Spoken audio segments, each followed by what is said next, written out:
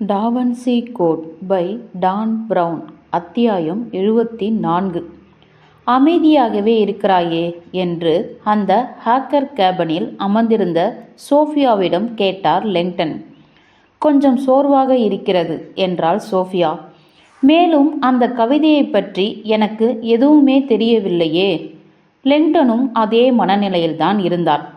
என்ஜின்களின் harm ஒலியும் மென்மையாக பறந்து கொண்டிருக்கும் அந்த விமானமும் மனதை மயக்குபவையாக இருந்தன. மேலும் அந்த மதகுரு அவர் தலையில் அடித்த இடத்தில் இன்னும் வலி இருந்து கொண்டே இருந்தது. டீப்பிங் இன்னமும் விமானத்தின் பின்புறம்தான் இருந்தார்.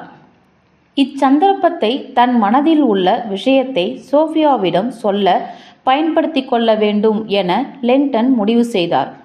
உன்னுடைய தாத்தா நம் இருவரையும் ஒன்றுபடுத்த திட்டமிட்டதற்கான காரணத்தின் ஒரு பகுதி எனக்கு புரிந்துவிட்டது. அவர் நான் உனக்கு எதையோ விளக்க வேண்டும் என்று விரும்பியிருக்கிறார். புனித கோப்பையும் மேரி மேக்தலின் வரலாறும் போதாதா? மேற்கொண்டு எப்படி பேசுவதென்று லெங்டனுக்கு உறுதியாக தெரியவில்லை. உங்களுக்கு இடையிலான பிளவு, அவருடன் நீ 10 வருடங்களாக பேசாமல் இருந்து விட்டதற்கான காரணம், உன்னை விலகி போக செய்தது என்ன என்பது பற்றி என்னால் விளக்க முடியலாம் என்று அவர் நம்பியிருக்கலாம் என நினைக்கிறேன். சோஃபியா இருக்கையின் நுனிக்கே வந்துவிட்டாள். எங்களை எது பிரிந்து செல்ல வைத்தது என்று நான் உங்களிடம் சொல்லவில்லையே. லெங்டன் அவளை கவனமாக பார்த்தார். நீதான் அந்த பாலியல் சடங்கை பார்த்துவிட்டாயே, இல்லையா? சோஃபியா சற்று பின்வாங்கினாள். உங்களுக்கு எப்படி அது தெரியும்? உன்னுடைய தாத்தா ஏதோ ஒரு இரகசிய சங்கத்தில் உறுப்பினராக இருப்பதை உறுதிப்படுத்தும் அளவுக்கு ஏதோ ஒன்றை பார்த்திருப்பதாக என்னிடம் சொன்னாய் சோஃபியா. நீ பார்த்தது அவருடன் பேச்சுவார்த்தையை முடித்து கொள்ளும் அளவுக்கு இருந்திருக்கிறது. இரகசிய சமூகங்களை பற்றி எனக்கு நன்றாகவே தெரியும். நீ பார்த்தது என்னவென்று தெரிந்து கொள்ள டாவின்சி அளவுக்கு மூளை தேவையில்லை. சோஃபியா உற்று பார்த்தாள். அது வசந்த கால பருவத்தில் நடந்ததா என்று கேட்டார் லெங்டன். அது மார்ச் மாதத்தின் மத்திய பகுதியாக இருக்கலாம். சோஃபியா ஜன்னலுக்கு வெளியே பார்த்தாள். நான் வசந்த கால விடுமுறையில் பல்கலைக்கழகத்திலிருந்து முன்னதாகவே வீட்டுக்கு வந்துவிட்டேன். நீ அதை பற்றி சொல்ல விரும்புகிறாயா? அப்படி இல்லை. திரும்பி சற்றென்று லெங்டன் பக்கம் அவள் கண்கள் உணர்ச்சி பிழம்பாய் இருந்தன. நான் என்ன பார்த்தேன் என்று எனக்கு தெரியவில்லை. அங்கே ஆண்களும் பெண்களுமாக இருந்தார்களா? ஒரு கணத்தில் பின்னர் அவள் ஆமோதித்தாள். கருப்பு வெள்ளை உடையில் இருந்தார்களா? அவள் தன் கண்களை துடைத்து கொண்டு தலையசைத்தாள். அவள் கண்ணிமைகள் மேலும் உயர்வதைப் போல் இருந்தது. இந்த பெண்கள் யாவரும் தங்க நிற காலணிகள் அணிந்து மெல்லிய கவுன்களை அணிந்திருந்தார்களா? அவர்கள் தங்கள் கைகளில் தங்க நிற கோலங்களை வைத்திருந்தார்களா? லெங்டன் தன்னுடைய உணர்ச்சிகளை அடக்கிக் கொள்ள பெரும் முயற்சி செய்தார். ஆனாலும் தான் கேட்ட விஷயத்தால் அவரால் நம்ப முடியவில்லை. சோஃபியா நெவ்யூ எதுவும் தெரியாமலேயே 2000 ஆண்டுகள் பழமையான புனித கொண்டாட்டத்தை பற்றி தெரிந்து கொண்டு விட்டாள். முகமூடிகள் உண்டா என்ற அவரின் குரல் தற்போது மென்மைப்பட்டிருந்தது. ஆண் பெண் ஆகிய இருவருக்குமான முகமூடியா? ஆமாம். எல்லோருமே ஒரே விதமான முகமுடிகளை அணிந்திருந்தார்களா? பெண்களுக்கு வெள்ளை நிறம், ஆண்களுக்கு கருப்பு நிறம். அந்த விழாவின் விவரங்களை படித்திருந்த லெங்டனால் அதன் புதிரான வேர்களை புரிந்து கொள்ள முடிந்தது. அதை ஹைரோஸ் கெமோஸ் என்பார்கள் என்றார் அமைதியாக. இது 2000 வருடங்களுக்கு முந்தைய எகிப்திய மது குருமார்கள் இதனை பெண்ணின் கர்ப்பமடையக்கூடிய திறனுக்காக போற்றி வந்தனர் என்ற அவர் அவளை நோக்கி நிமிர்ந்தார். ஹைரோஸ் கேமோஸ் என்பதன் முறையான அர்த்தம் தெரியாமல் அதை நீ பார்த்திருந்தால் நிச்சயம் அது அதிர்ச்சி தரும் ஒன்றாகத்தான் இருக்கும். சோஃபியா எதுவும் சொல்லவில்லை. ஐரோஸ் கேமோஸ் என்பது கிரேக்க வார்த்தை என்ற அவர், அது புனிதமான திருமணம் என்பதை குறிக்கும். நான் பார்த்தது திருமண சடங்கு அல்ல, ஒன்றிணையும் திருமணம். சோஃபியா, நீங்கள் பாலுறவை சொல்கிறீர்கள். இல்லை இல்லை என்ற அவளின் ஆலிவ் நிற கண்கள் அவரை சோதிப்பது போல் இருந்தன. லெங்டன் பின்வாங்கினார். சரி, அப்படியும் பேசலாம். ஆனால் அது நாம் இன்று புரிந்து கொண்டிருக்கும் விஷயத்தை போன்றது அல்ல. அவர் பார்த்திருக்கக்கூடியது ஒரு பாலியல் சடங்கு என்றாலும் ஹைரோஸ் கேமோஸ் இன்பம் சார்ந்த எந்த விஷயங்களையும் செய்யக்கூடியவர்கள் அல்ல. அது ஓர் ஆன்மீக செயல்பாடு. வரலாற்று ரீதியாகவே உடலுறவு என்பது கடவுளை உணரும் ஆண் மற்றும் பெண்ணின் செயல்பாடுதான். புனித பெண்மையின் பாலியல் அறிவை உணராதவரை ஓர் ஆண் ஆன்மீக ரீதியில் முழுமையற்றவன் என்பதைத்தான் பிரதான மக்கள் நம்பி வந்தார்கள்.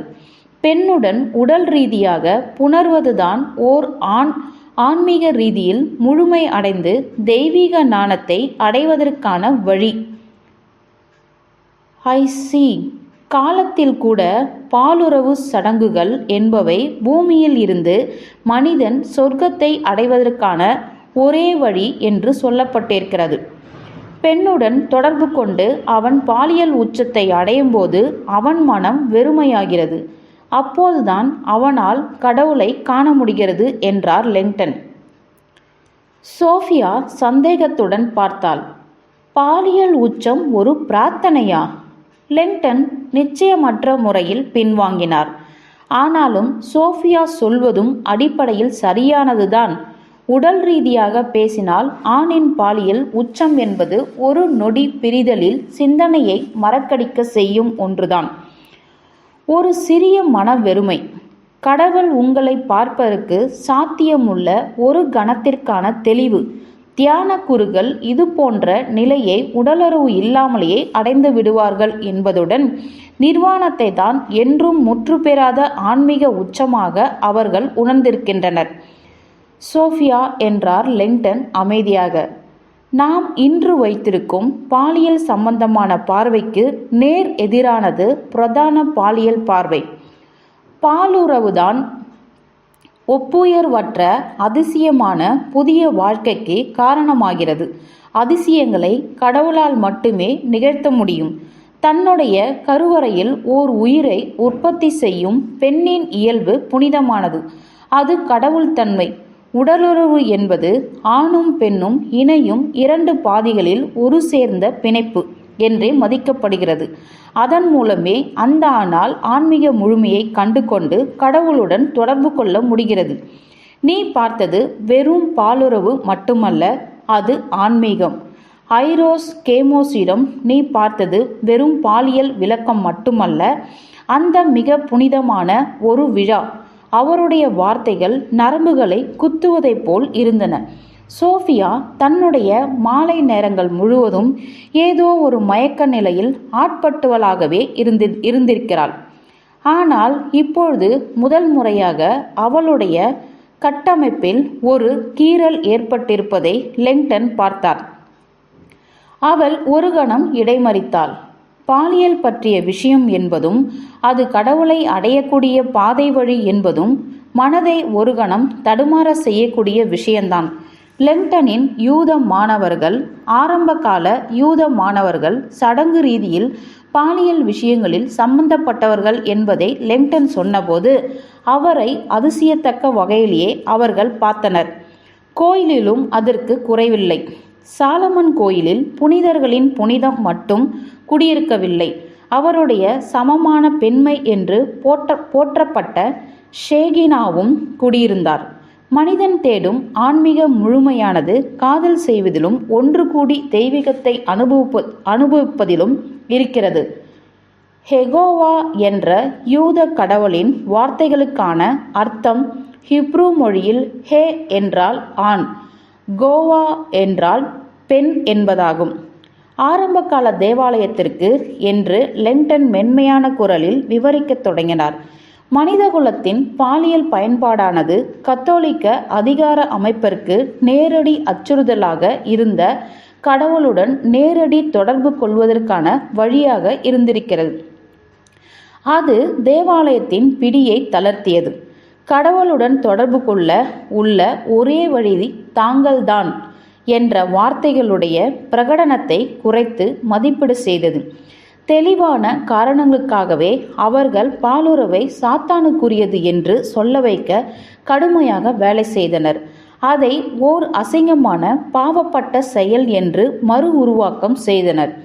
சோஃபியா மௌனமாக இருந்தாள். ஆனால் அவள் தன்னுடைய தாத்தாவை நன்றாக புரிந்து கொள்ள தொடங்கியிருக்கிறாள் என்பதை லெங்டன் உணர்ந்து கொண்டார். முரண்பாடாக இந்த செமஸ்டரின் ஆரம்பத்தில் லெங்டன் இதே விஷயத்தை தான் வகுப்பறை விரிவுரையாக எடுத்துக்கொண்டார். பாலுறவை சர்ச்சைக்குரிய விஷயமாக பார்ப்பது ஆச்சரியமாக இல்லையா என்று கேட்டார் தன் மாணவர்களிடம். நம்முடைய பாரம்பரியமும் நமக்கே உரிய உடலியலும் பாலுறவை இயல்பானது என்றே சொல்கிறது. அது ஆன்மீக முழுமைக்கான செழிப்பான வழி. ஆனாலும் நவீன மதமானது அதை இன்னும் வெட்ககரமானது என்று கண்டிப்பதுடன் நம்முடைய பாலியல் விருப்பங்கள் சாத்தானின் வேலை என்று நமக்கு சொல்லிக் கொடுத்து அச்சுறுத்த செய்கிறது. உலகம் முழுவதிலும் ஒரு டஜனுக்கும் மேற்பட்ட இரகசிய சங்கங்கள் இருப்பதை சொல்லி தன் மாணவர்களை அதிர்ச்சிக்குள்ளாக்க லெங்டன் விரும்பவில்லை. அவற்றில் பலவும் செல்வாக்கு வாய்ந்தவை. இப்போதும் கூட பிரதான பாரம்பரியங்களை காப்பாற்ற பாலியல் சடங்குகளை மேற்கொள்பவை.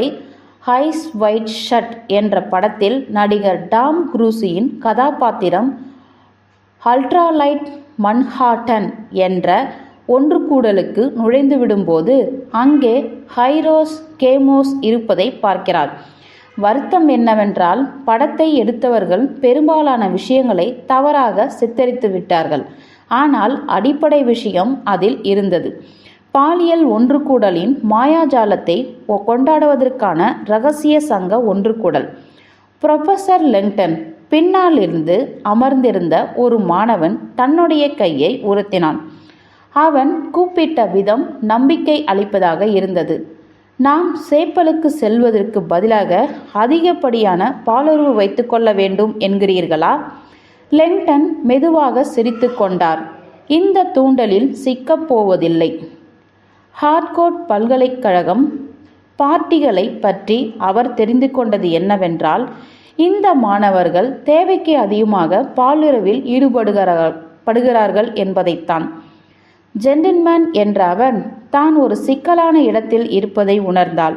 உங்கள் எல்லோருக்கும் நான் ஒரு விஷயத்தை பரிந்துரை செய்கிறேன். திருமணத்துக்கு முந்தைய பாலுறவை மிக துணிவின்றி மன்னித்தும் நீங்கள் எல்லோருமே கற்பு தேவதைகள் என்று அப்பாவித்தனமாக நினைக்காமலும் உங்களுடைய பாலியல் வாழ்க்கை குறித்து ஓர் அறிவுரை சொல்கிறேன். பார்வையாளர்கள் வரிசைகளில் அமர்ந்திருந்த எல்லா ஆண்களும் முன்னோக்கி நகர்ந்தனர். அதை தீவிரமாக கவனித்தனர். அடுத்த முறை நீங்கள் ஒரு பெண்ணிடம் இருக்கும்போது உங்கள் மனதை கவனியுங்கள். உங்களால் பாலுறவை ஒரு புதிரான ஆன்மீக செயல்பாடு என்று பார்க்க முடியவில்லையா என்று பாருங்கள்.